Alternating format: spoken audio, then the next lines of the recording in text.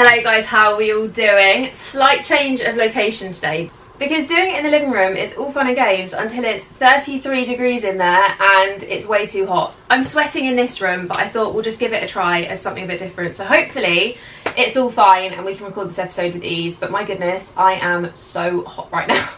I can't even tell you. But today we have on the gorgeous Paige, who is going to be joining me to talk all about chronic illness and how to make the best of your situation no matter what's going on in your life. So how to use it as your motivation, how to still find those little joys in life, and basically hear from someone who has literally made her life amazing, even though she's got all of these chronic illnesses that at one point did hold her back a bit. So I couldn't wait to get her on. I think you're going to love her. And yeah, I'm going to get straight into the episode, add her into the chat, and then we'll get going. Hello guys, welcome back to the Good Vibes Club. As we know, this season I'm bringing you some new topics and we're bringing some guests who can share their knowledge and experience on areas that I'm maybe not so well versed in. So for this episode, I wanted to bring on the lovely Paige to talk all about living your best life when you live with chronic illness. So a few of you have actually asked for episodes discussing chronic illness, and obviously I don't really have any expertise in this, so I've brought on the best person I knew for the job, and hopefully you guys love this one. But bear in mind, neither of us are experts. Every illness and situation is different, so please don't take what we're saying as gospel, because we're not doctors, we're not psychologists, we're not trained in anything. We're just giving you some real life experience. So welcome to the stage, Paige. Hey, thanks for having me. So, fun fact, this is Paige, guys. I will leave all her handles and stuff down below if you want to check her out. But we've actually known each other for a long time, like almost a decade long time. How long? It surely is about a decade. Yeah, I feel like I followed you before Instagram was even like big. It was like the Twitter days. Yeah, That's it was crazy. a long time. Yeah. Well, you think, so I first moved to London in 2015 and we were hanging out a lot then. I moved the and that's same like year. nearly 10 years ago. Yeah, I moved the same year, Oh, so yeah. I feel like that's why we kind of bonded, because we both kind of changed our lives Mad, at the isn't same it? time. Yeah, it's been a wild journey. And we were like these new little influencers, like running around the city. going to events together and all of that fun stuff. So yeah, we've experienced it all. It seems like so long ago, doesn't It it? does. But then actually we didn't speak for a while, and I feel like as soon as we connected it was like nothing's changed. You're still the same Jess. Yeah. Super cute. We're still the same. Yeah. But this is actually one thing I talked about in an episode that's coming next week, guys, so keep your eyes peeled. But me and Tash were talking about like long-term friendships and how like sometimes actually like having time away from each other, you end up actually having your friendship back and it ends up being better because you kind of understand each other different. Yeah, because you go through a bit of life experiences and then you rekindle, and it's just nice. I think sometimes it's just organic, isn't it? And it's healthy. Yeah, 100%. And I think sometimes, like, love friends to death, but there's some people I'm like, if you were in my life for like 20 years without a break, I think I'd go nuts. Yeah. Me included. No. But anyway, back on topic. So guys, I feel like you're going to bloody love Paige. And if you don't already know her, some of my like OG people, I feel like you will, because Paige is the little redhead that I used to run around London with. But she's an absolute ray of sunshine, and I think that she just had to come on. So do you want to introduce yourself, or do you want me to give you a little I background? can do a little introduction. Yeah, I don't mind. Go for it. So Sell yourself. Tell us where to find you. So you might find, or you will find me on... Will. Yeah, you will find me on all of the socials under Paige Joanna. That is my first and middle name, and I kind of specialise in crafts and sewing content. So I kind of honed in on my crafts and my sewing and niched myself a little bit more in 2019. Before that, as if people have followed Jess for a long time, they might remember us both doing a mixture of sort of fashion, lifestyle, beauty, and I now focus mainly on sewing and crafting, and I would say I'm a craft connoisseur, so I do a lot of different crafts, different multi-crafts, including like cricket and upcycling projects and that kind of thing. I have a YouTube channel, Instagram, and I also have a website where I sell kind of haberdashery, sewing labels and buttons and that kind of thing. So I'm known more now in like the sewing community, but I've also always had an element of lifestyle to my content and realism, and it's a big passion of mine to always keep things very sort of realistic, positive, and kind of talk about my life online as well as all of the kind of creative stuff as well.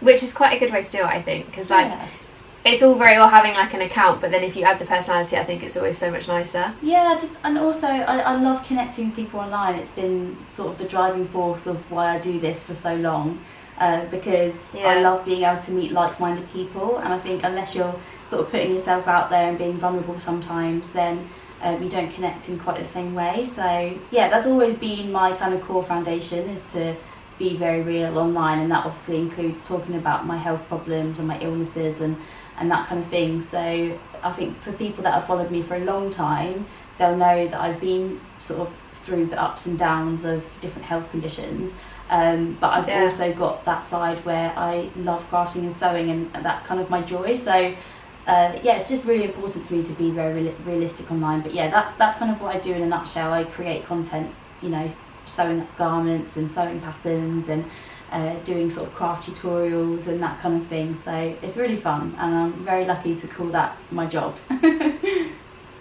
And you're very, very good at it as well, just to add. Thank you. If you want to check Paige out, honestly, I recommend. Like, I actually did fashion design at uni, so I know how to use a sewing machine-ish, like I used to. But I said to Paige before, like, I actually want to buy a sewing machine again because she makes me want to sew. So like I want to like pick up a sewing machine, not literally, but like pick up a sewing machine and like start making some patterns. So if you want to check out some really cool handmade clothes, check out Paige, because she makes a lot of her own clothes and they're all really cool. And you do other bits as well, don't you, like DIY and other things? Yeah, so my aim is to make sort of crafting and sewing accessible for anyone, whether you're a beginner or you're advanced. It's just being able to create like a fun space online that people can actually step into if they've not got a hobby and they want to actually start something. And you know, a lot of it was sort of building through the C word, which I won't bring it up, but during that time, that's when a lot of people were getting into hobbies, and my kind of content thrives because of that. And you know, post that time, I still am very passionate about making sure people have like a creative outlet, and obviously we'll touch on this a little bit more, but I feel like that's been a really positive part of my life, especially with some of the health problems that I've had, and kind of crafting, creativity, all of that kind of stuff has been such a light in my life. So it's one of my driving forces and why I'm so passionate about sharing that with others. So nice. I love it. I think it's one of those things as well that you were just meant to do.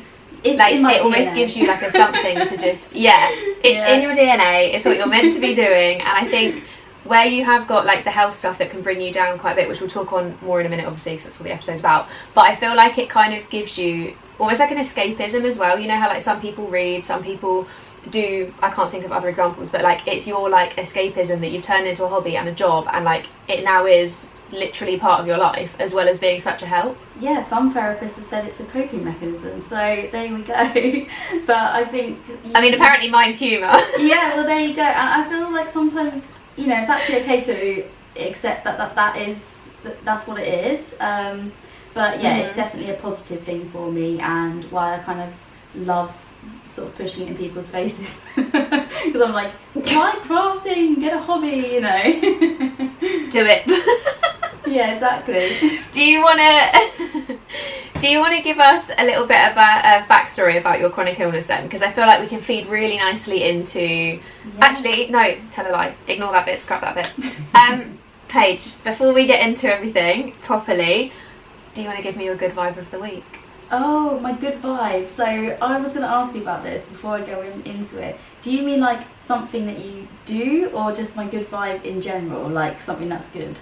Whatever it is, the first thing you think of if I say like just a good vibe. Okay, my good vibe of the week, and this is so kooky, but I'm just going to say it anyway. I have a nearly 2-year-old, and I just got her... Who is adorable. Oh, thank you. Yeah, she's called Willow, and she's just such a ray of sunshine. I love her so much. I just got someone to make her a little crochet doll of this character called Goo Goo from a YouTube series. And I gave it to her this morning, and she has literally been laughing like at it because she loves it so much. And we were playing with it earlier, and you just have those moments where you take a snapshot in your brain of like a moment. I had that earlier because we were sort of like goofing around playing with it, and she just laughed so much. And I got that kind of satisfaction of ordering it from someone who's a small independent crafter, but also just seeing like how much joy it brought to Willow. It's just like the best thing ever. And it also just like her weird meets my weird, so it's just kind of one of those like things. And I'd say that's probably my good vibe of the week, because other than that, it's just been a sweaty mess of a week, hasn't it? Oh, don't. But that's my good vibe. Little Willow smiling away. Little Willow and her goo goo. Yeah, and her goo goo gaga. No, if you don't have a child and you don't know what we're talking about, just go on YouTube and put in goo goo gaga and you'll see what I mean. I feel like I need to go look up goo goo gaga to know what this is. It's been a lifesaver. But then pray for my YouTube search history. yeah, honestly, it will be on your subscriptions page and everything. My recommended videos. Yeah, recommended videos, goo goo. It's going to go from like fashion hauls to being like 2-year-old videos. I'll be like, oh, love it. James is going to wonder what earth's going on. Exactly. Oh, but she loves it and it keeps her happy. Oh, bless her. Okay, should we get into the nitty gritty? Mm-hmm. Are you ready? Yep. This is actually Paige's idea of a topic, by the way, guys. So I feel like I'm going to let her take the reins a lot with this episode, because you know so much about the subject. It's about you. Aww. And I just want to give you free rein to just chat away. So, do you want to give us a bit of backstory into your health history, like as much or as little as you want to? Obviously, don't feel pressure to say too much if you don't want to, but just as much backstory as you want to give. Yeah, sure. So I'm pretty much an open book when it comes to my health history, and I've done many blog posts and YouTube videos and stuff all about this topic. And I should probably start sort of at the beginning of what the chronic health conditions I actually have are.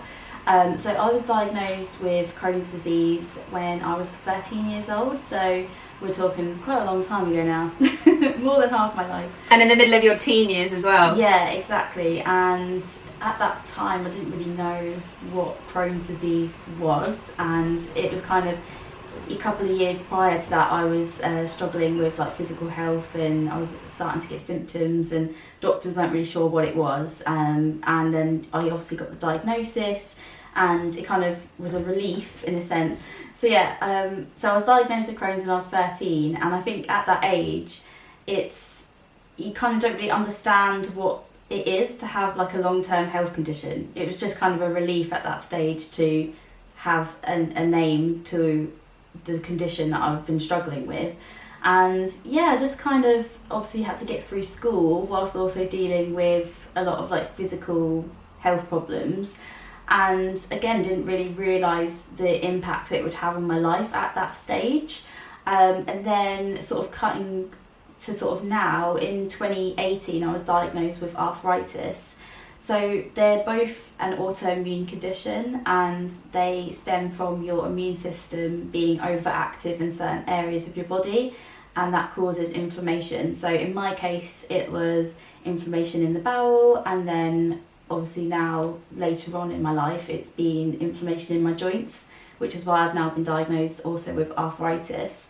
Obviously there's a lot of backstory in terms of like times I've been in hospital and all of that kind of stuff that comes with having an illness, and times where I've been physically unwell and it's affected my mobility. And then there's also been times where it's affected like my mental well-being, especially when you're sort of living with pain and you have kind of long periods of pain. So I have Crohn's disease and arthritis, and they're both considered autoimmune conditions. And what that means is my immune system is overactive, so it affects different parts of the body. So in my case, it is affected in my bowel, and then obviously in my joints now as well. And so I was diagnosed with Crohn's disease when I was 13, and because of that I also then got diagnosed with arthritis when a few years ago, and that's because of the Crohn's. So it just impacts both parts of my body now, in my bowel and also in my joints. So I've had sort of different stages of my life, whether it be flare-ups and remission. So if anyone's watching this that doesn't have a chronic illness, the way both Crohn's and arthritis works is the condition can flare up. So it means that for some reason there can be a trigger, whether that's environmental, diet, just something that will set it off, and my immune system sort of then goes into overdrive and it causes inflammation in the body. So it, can be treated with different medications and that kind of thing, but sometimes it's kind of led to hospitalisation and that kind of thing as well. And so obviously there's been a lot of peaks and troughs in my life in terms of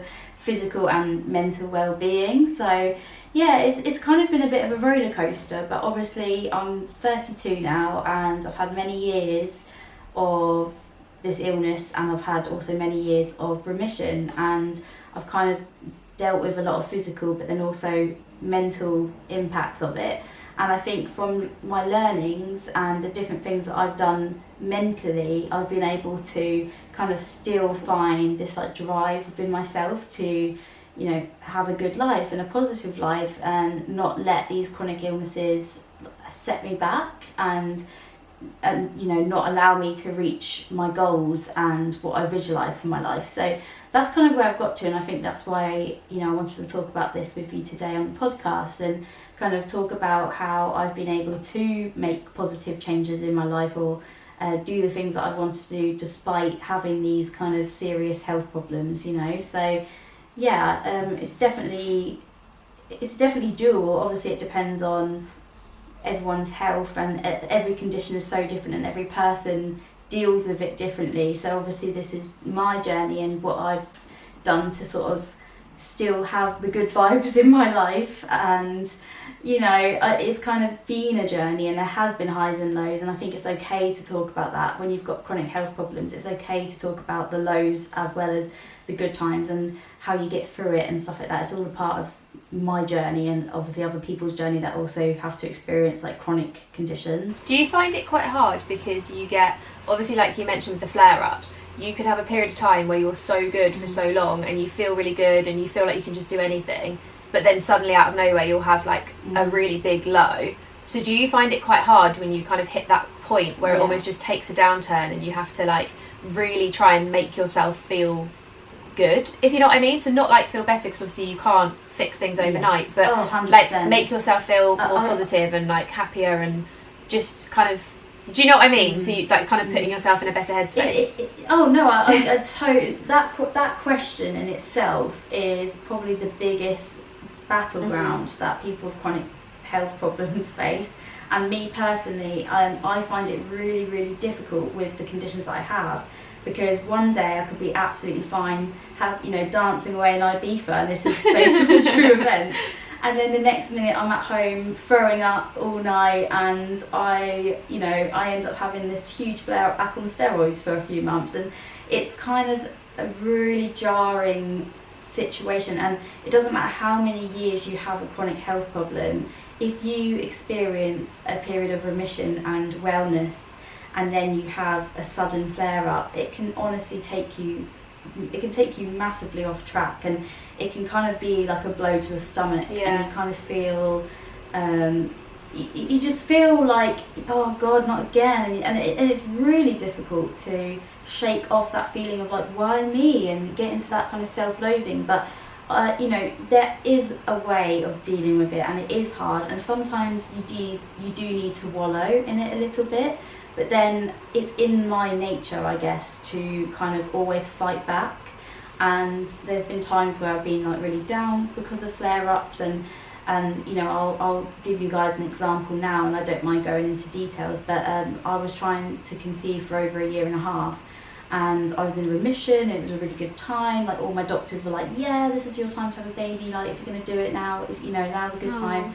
And about 1.5 years in, I experienced a really, really random flare-up. I was eating vegan food and I was stuffing my face, and I just had like these really sudden like pains in my stomach, and one thing led to another, and I ended up in hospital for over a week and back on serious medications again. And like it's just that kind of is the condition in a nutshell. You cannot plan for it. And it was kind of a huge eye-opener for me at that point, because I really mentally struggled. This was a few years ago now, and I really mentally struggled with that flare-up in particular, because one, I was experiencing like really good health for the first time in a long time, and I was doing really well, and it just took me so off guard. And you know, obviously things worked out fine. A few months into this flare-up, I was doing better, I was on medications, and I fell pregnant. And it all kind of just happened. Yeah, it all just kind of just happened. And I'm a real believer in like the universe and the plan that we have, and that kind of thing. And I think that's a big reason why I was able to get out of that kind of slump. Yeah. And I'm a very kind of spiritual person as well, which I know isn't for everybody, but I really had to take myself back to basics, if you like. When that happened, I was in hospital, and I just felt like, it sounds really like obviously gloomy for this podcast, but obviously I can promise you there's a happy ending. Yeah, I just, you know, there were times where I felt the lowest of lows, and I felt like, you know, why me? Why now? Why am I ill? Like, you know, we've been trying for so long, I'm never going to get it, and all this stuff. And I had a lot of these toxic things come into my brain, which can happen with a flare-up, you know, things like, I'm never going to have a baby, I'm never going to feel better again, and it's really hard when you're experiencing pain of that sort of severity to shake that off. Yeah. And the way I dealt with it at that point was I kind of had to say to myself, and I've done this a few times in my life, I had to be like, enough is enough. You know, you're experiencing this condition, you're having a flare-up, and that's not your fault, it's not in your control. Yeah. And the way I've always dealt with the sudden flare-ups is to just take things back to basics. Stop setting, you know, too much or too many expectations on my shoulders, and look after myself. And kind of, you know, a big part of that is to think, to remember that rest is productive. The more you rest, So and the more you look after yourself in these kind of moments, yeah, the more you look after yourself physically and mentally in those moments, the quicker you're going to recover. And I know some people that have conditions like fibromyalgia and other things, you know, there isn't necessarily a recovery. I'm quite lucky in the sense that I can get over a flare-up, but I know some people can't. But for me personally, rest is very productive, and I've learnt that about myself. Like, I need to listen to my body, I need to take things back to basics, I need to stop setting myself too much to do. You and your to-do list. Just remember that yeah, literally, I'm a sucker for them. But it's when I'm poorly, I get in my head and I think, oh, I'm not achieving. It's like that anything, fear, isn't it, of like not being productive enough. Like, everyone's carrying on, and you're like, oh, I can't carry on the way I used to carry on, and I can't I want to do this, but I can't do this. And it's almost like the frustration, because you know that you can normally, but like in that moment you just can't, right? Yeah, for sure. And I think for me that sort of explains it in a nutshell. You kind of have the outside world still continues, and you feel like you're being held back by this thing that's not in your control, and that's something I've had to learn to deal with. But you know, with the last flare-up that I had in that particular time, I did actually go back to a therapist, and I knew enough was enough. I had to focus on my mental well-being. I couldn't fall pregnant at that time because not only was I physically unwell, but I was mentally unwell because of it. Yeah. And so, you know, I went and saw a therapist, I started journaling again, and I got my toolkit of things that I knew worked for me, and I kind of really stuck onto them, and I nurtured those things, and I took that time aside, because it is I don't know what the word is, but it does take a little bit of time and dedication to make yourself better in a mental way, you know, like you have to find what works for you, which can take years, and for some people, for me it did, and then you've got that toolkit behind you, so then when these things happen, you can make yourself better. And I really had to at that point. That was kind of the last flare-up that I had, where I was like, right, enough is enough. Right, you've got this toolkit there, you need to use it. So, you know, the journaling, the therapy, and that kind of helped me get out of, you know, a slump. And one of the sayings that I love saying is, you know, it's okay to sort of dwell and wallow a little bit, but don't unpack there. And that's kind of helped me, because there's been times in my life where I've had experienced kind of like a form of depression, where I think I have unpacked in that mindset of negativity and feeling down, because I'm in so much pain and it doesn't help me, it doesn't get me anywhere. And so now I just try and remember that when I'm going through these periods of like ill health, where I remind myself, like, it's okay to have days where you want to cry and you want to get it out, and that's healthy. So healthy to just do try it. not to unpack there.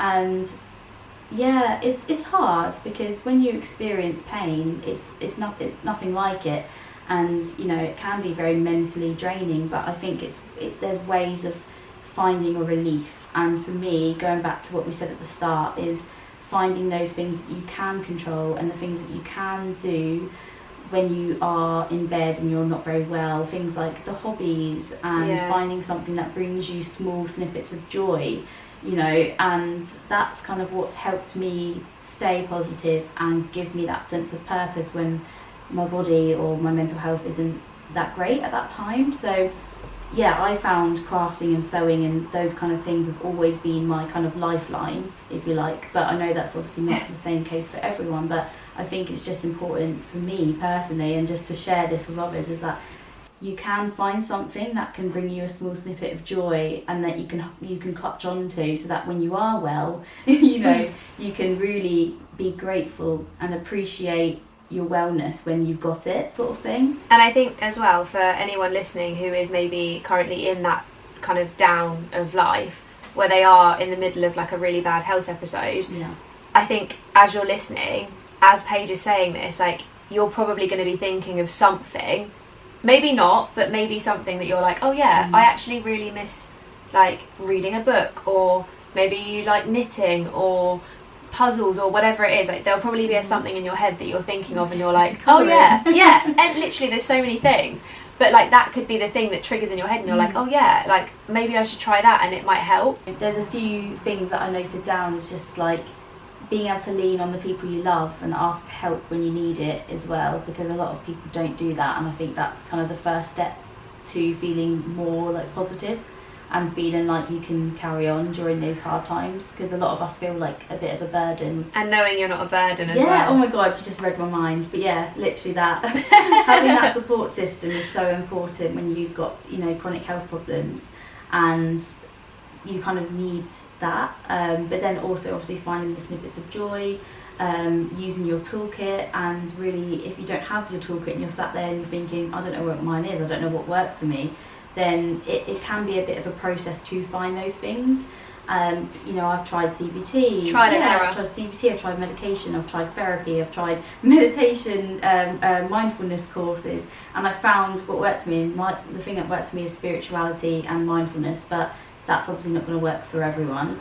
But yeah, you need to find what your toolkit is if you haven't done that yet, and then once you've got that, just being able to lean on it a little bit when you do need it, sort of thing. I think that's kind of what's helped me keep a positive. And it's so okay as well not to know. 100%. Yeah, you've got to go through that process. I think, like you said, like knowing that it's okay to not know yet. Like if you're at the beginning of a diagnosis, or maybe you're a few years in but you just don't know. Like you said, you took a while to realise what your toolkit was, and I think even just with like mental health as well, I think so, like if people have like depressive episodes or anything, like just having that, like just the trial and error of like, try it, see if you like it. If you don't, doesn't matter, move on and find something else. And like eventually you will find, like you said, the little toolkit of things that you're like, okay, I know in this little box I've got 10 little things that I can use that will make me feel really good.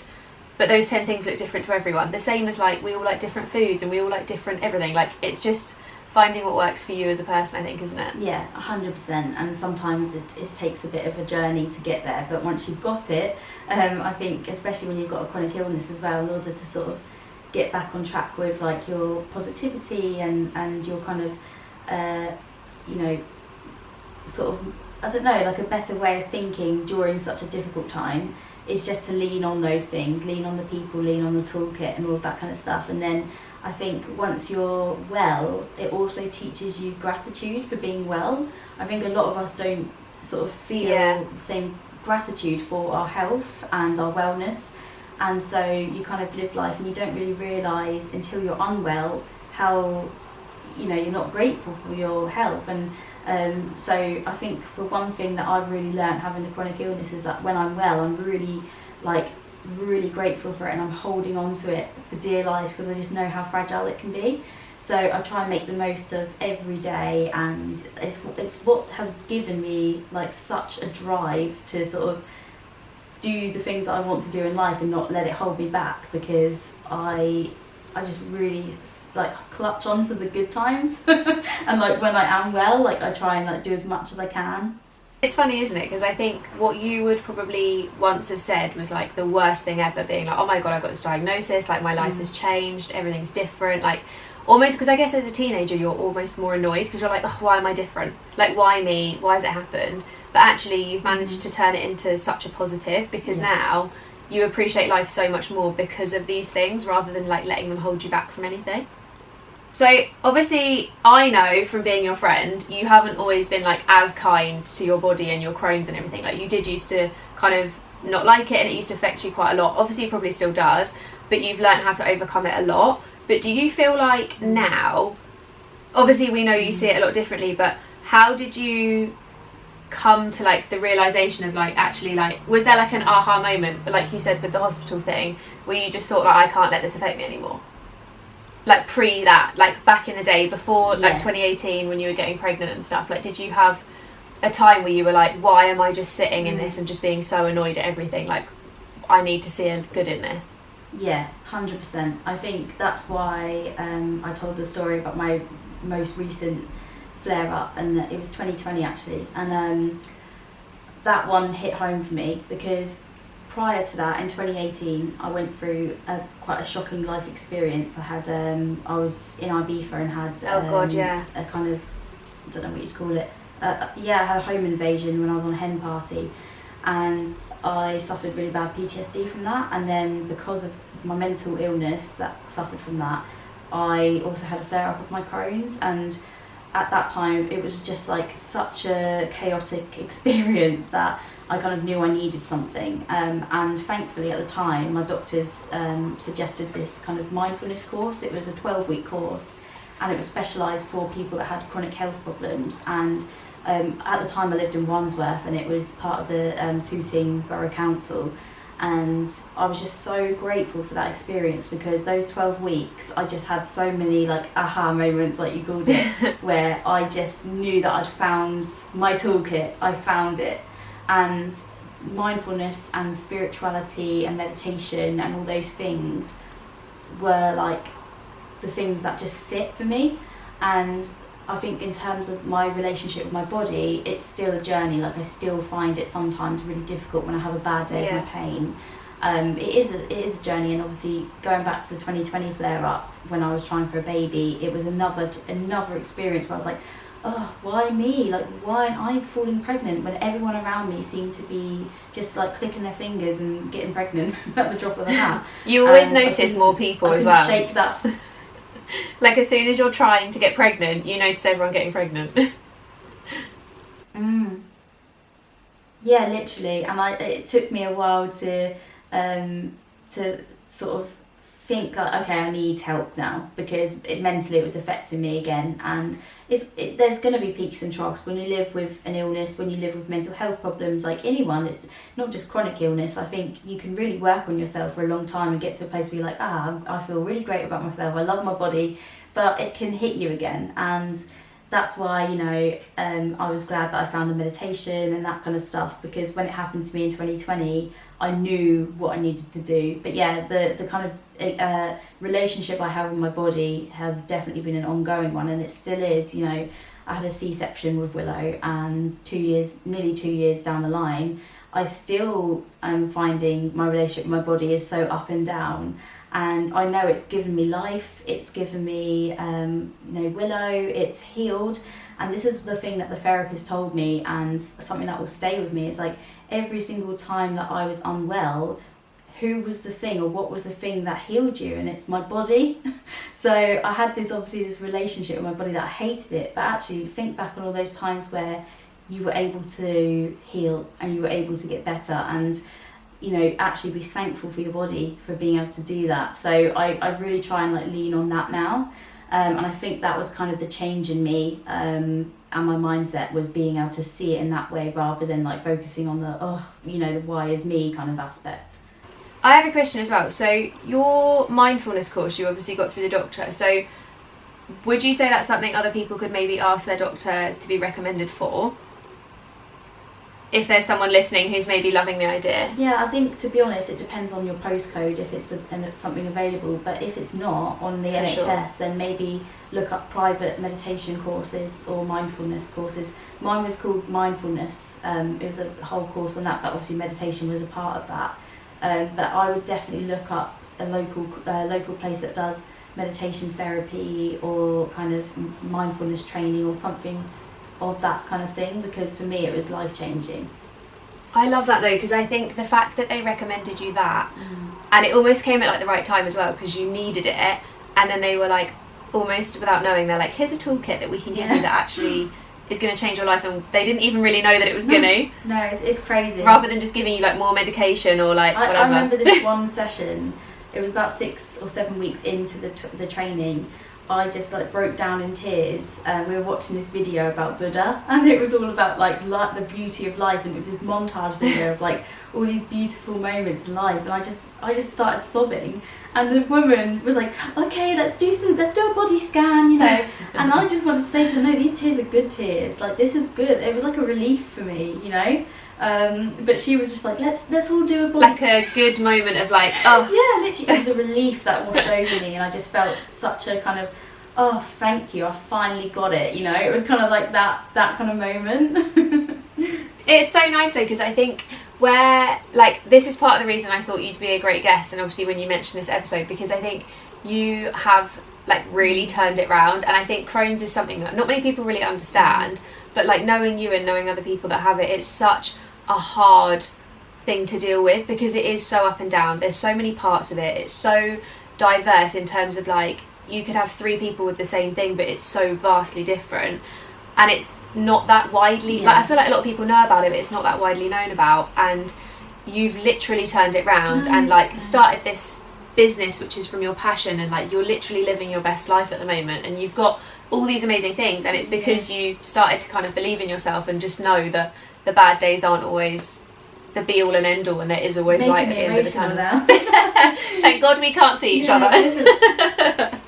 I know. The camera's on me though. It's an emotional thing though, because like when you say like I've turned it around and you're able to see that, it does mean a lot to me, because I know there's been many times in my life where I have sort of like got into the shadows almost. Like that sounds really emo, but it is difficult when you've got a chronic illness to kind of just continue and like live life. But there's always peaks and troughs, but I think once you get that eureka moment where you find something that works for you, you can live your best life, you can have good vibe energy, because you've got what you need, you've got the toolkit, you've got the support system, you know, you've got everything that you need in order to do that despite the chronic illness. And I think one of the best things you've said as well is learning to lean on other people, because everyone is so guilty of always thinking they're a burden. Like even regardless of like illness or anything, we're all so bad at asking for help.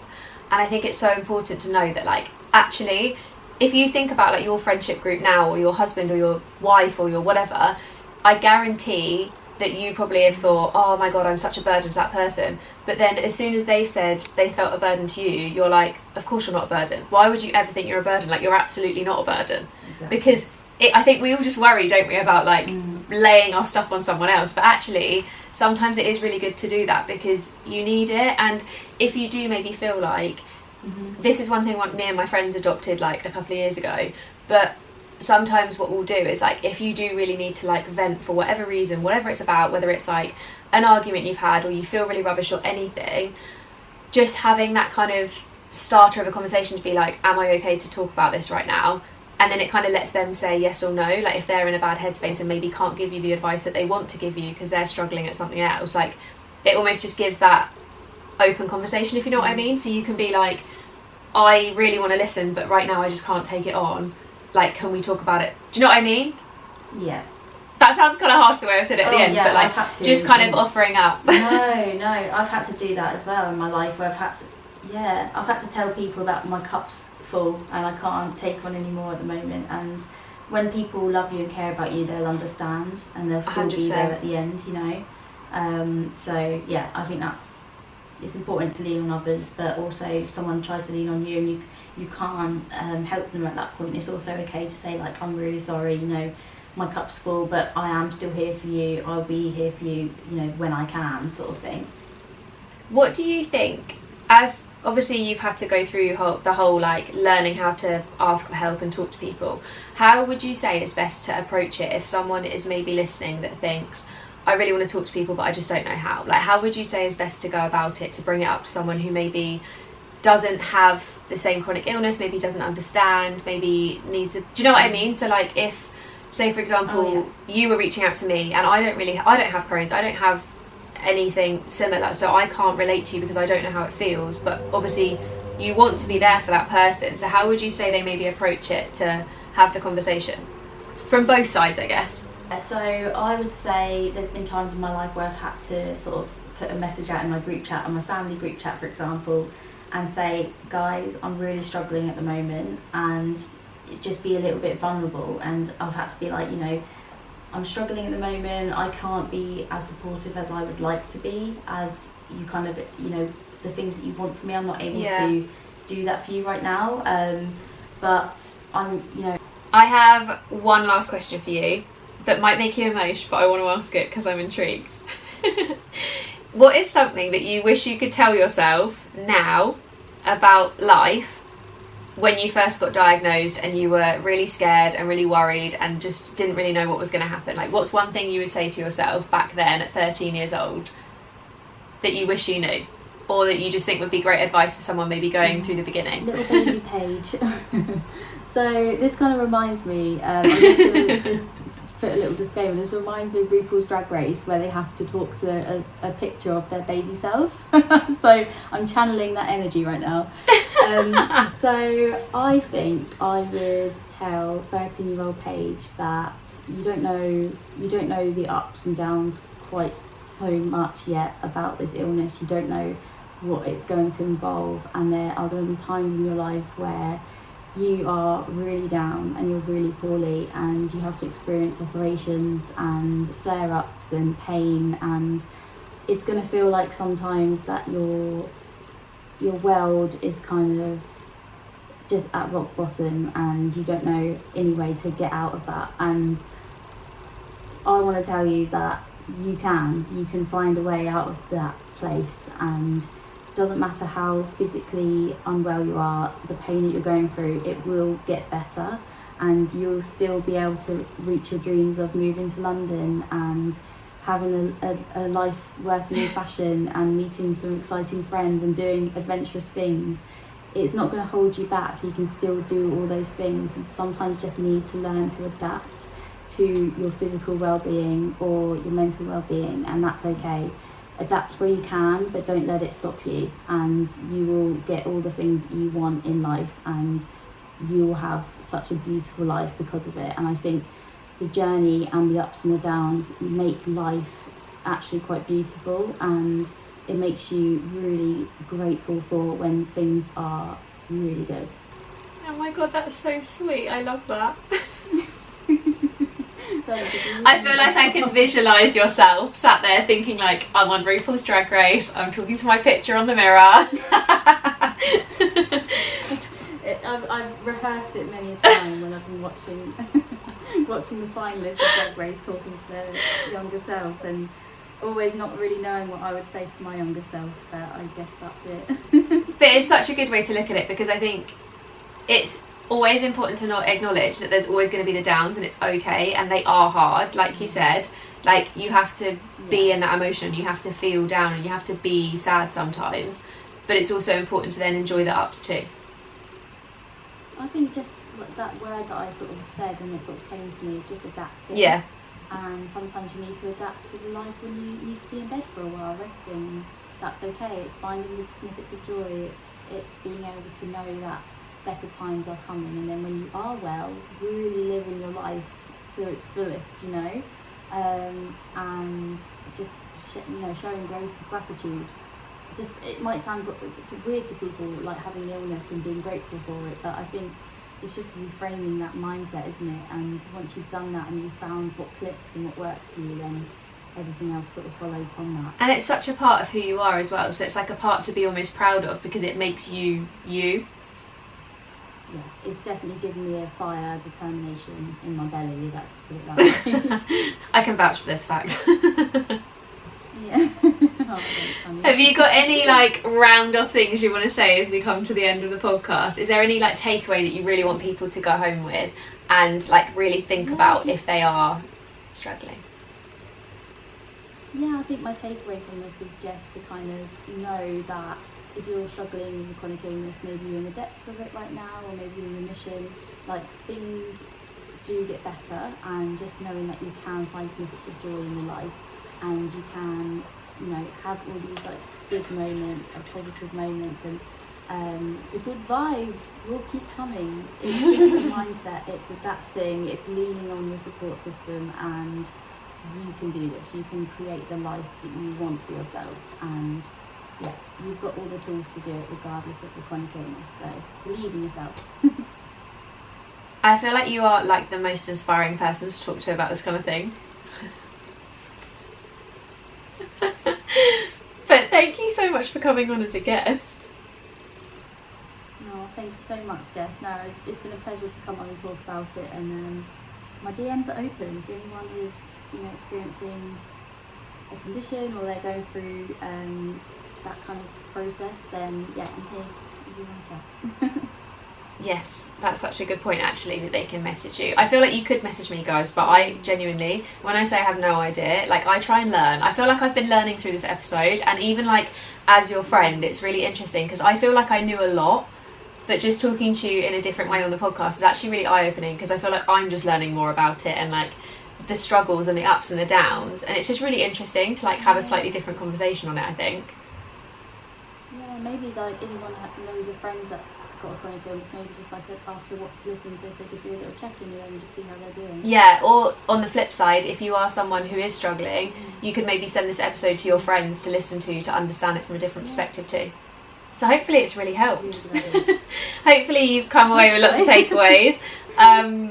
We're going to round off the episode here because I feel like we've both talked to the high heavens, and it's 33 degrees and we're sweating to the point where I said to Paige about 20 minutes into this episode when the camera died, I have sweat on my elbow where it's dripped down my arm. Like, it's so hot, it's disgusting. But again, if anyone's watching on YouTube, apologies. I forgot about the video side of it actually. Yeah. I keep like dabbing my face like, God, I'm sweaty. But thank you so much, Paige. Thank you so much for having me. No, thank you so much for coming on, and thank you guys for listening as well. I hope you enjoyed this episode. Like Paige said, her DMs are open, and I'll leave all of her links to absolutely everything down in the show notes if you want to check anything out. Like she said, she's Paige Joanna on pretty much everything, so all of that will be down in the description box for you to check out. But yeah, I guess we'll see you in another episode. I belong to you. Hello guys, welcome to another episode